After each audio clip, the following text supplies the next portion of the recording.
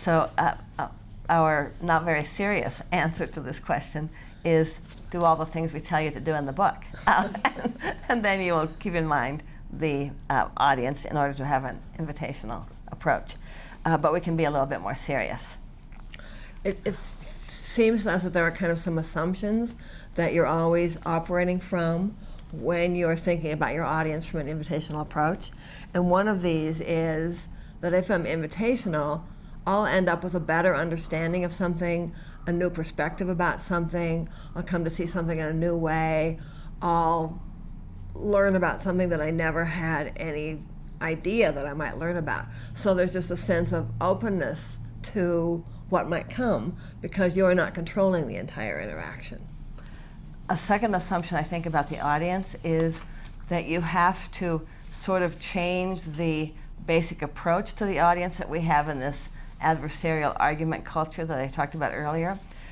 We often think that the only way we have of relating to people is by trying to influence them, trying to persuade them.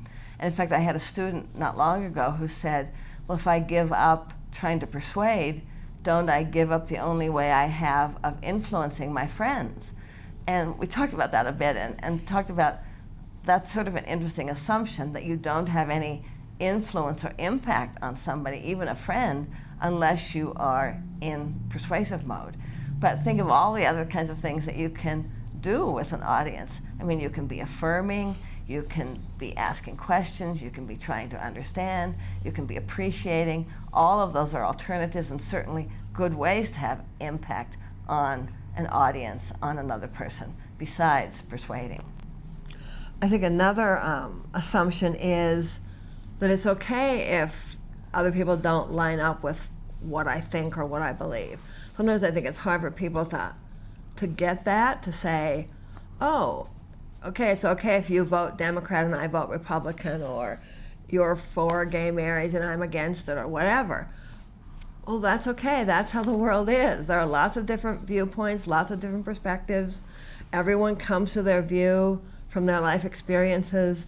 Why do we need to go changing them all the time? Also, I think it would be a very boring world if you were able to change everything and everyone around you to line up with you. You wouldn't have much to talk about. You wouldn't have interesting things to interact over because you'd all think alike and believe alike, and we'd probably all just sit in the room and stare at each other. That doesn't sound very interesting to me.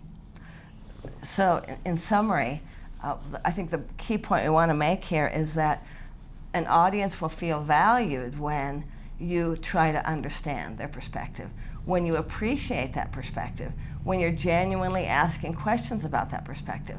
And so I think keeping that in mind, that the audience is more likely to actually feel safe, valued, appreciated when you make the effort to understand and engage in an invitational rather than a persuasive approach.